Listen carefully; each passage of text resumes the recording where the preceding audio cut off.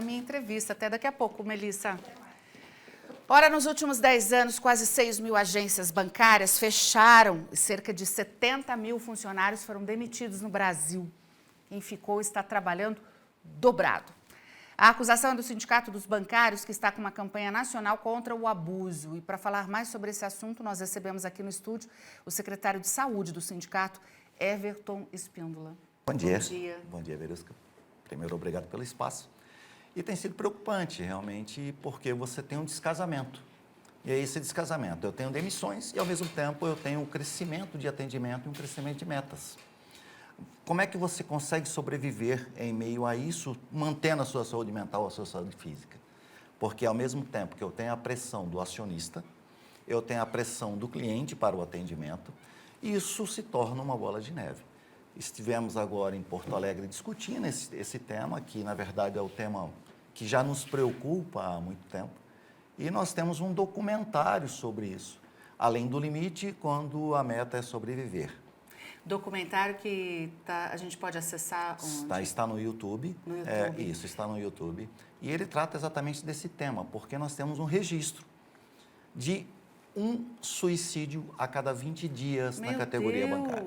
Meu Deus! São quantos funcionários hoje em dia no Brasil todo? Porque essa campanha é nacional, né? Isso, nós temos cerca de 396 mil nos estabelecimentos bancários. Mas nós somos mais de 1.300.000 no ramo financeiro. E aí há um outro descasamento, né? Eu tenho uma categoria que presta o mesmo tipo de serviço, mas os bancários estão sob o guarda-chuva de um comando nacional que luta pelos direitos e os demais não estão. Então, se eu tenho um salário de ingresso na categoria bancária, que é de cerca de 2.960, nos demais eu não tenho isso. Então, como é que você traz todo mundo para fazer uma discussão sobre direitos do trabalhador?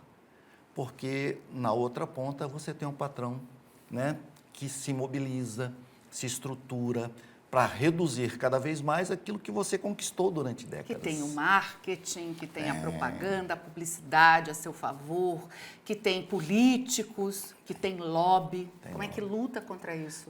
O que vocês querem mudar? O que vocês querem fazer? A gente precisa tirar o desequilíbrio, né, entre aquilo que você recebe de demanda, a pressão que você tem, porque dar lucro é o objetivo de qualquer empresa e você entende isso. Estabelecer metas que são extremamente abusivas dentro de um contexto nacional, que eu não levo, por exemplo, para uma agência que está no bairro Guarandi, né, uma diferença sobre aquela que está no centro. Como é que eu qualifico o cliente e estabeleço metas? Como é que eu estabeleço metas numa agência em Porto Murtinho, né, para a venda de produtos? Porque há um outro detalhe. A gente saiu de uma prestação de serviço e passamos a ser um comércio de produtos, em que eu olho para você e acho mais rentável vender para você. Capitalização, seguro, previdência. Deixou-se até de ter ética em nome de vender produtos. E isso para todos os segmentos. Para bater metas. Para bater metas. Você sabe que a gente estava conversando aqui, gente, na verdade os bancários foram laboratório do que hoje acontece no mercado de trabalho todo, né? Quase todas as categorias passam pelo que vocês passaram no começo, que é as demissões em massa, os grandes salários, os mais antigos e a precarização do trabalho.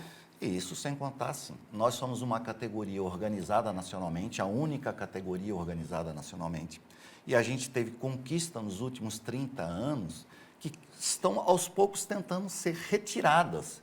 E cada vez você tem uma dificuldade maior quando se senta à mesa.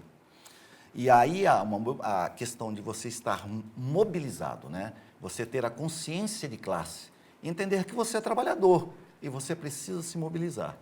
Quando eu faço as demissões, que faço o esvaziamento, eu crio lucro para o banco. E como é que você luta quando em plena pandemia você teve 80 novos bilionários no país? Eu entendi o que você está querendo dizer. É o empoderamento desse trabalhador para ele tomar ciência de que sem ele o banco é só um monte de máquinas que não funcionam para nada. Sim.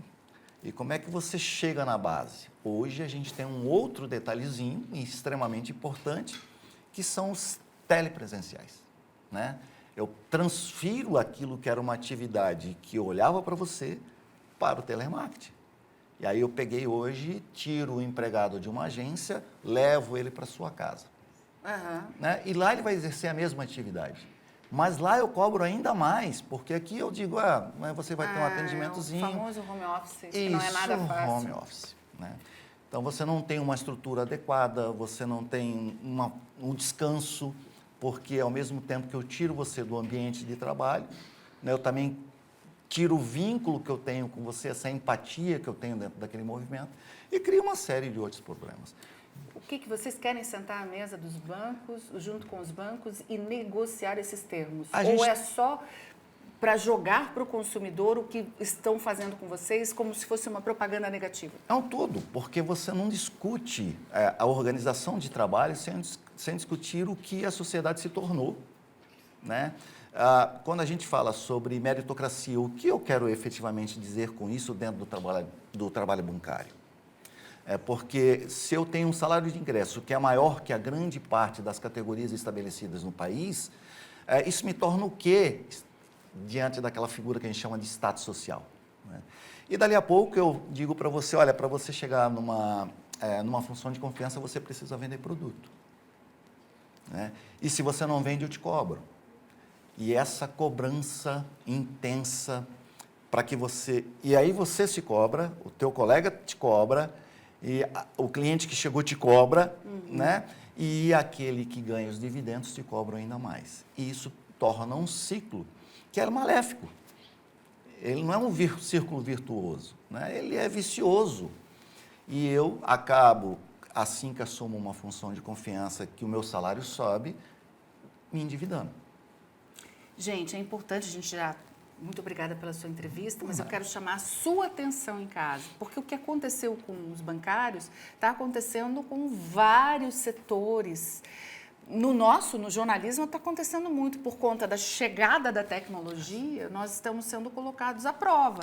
Quer dizer, os patrões acham que a gente já não vale mais nada, que a gente já não é mais importante, que a máquina é muito mais importante. E a gente precisa se empoderar nesse momento. Peraí, não é bem assim. E não é mesmo, a gente sabe disso.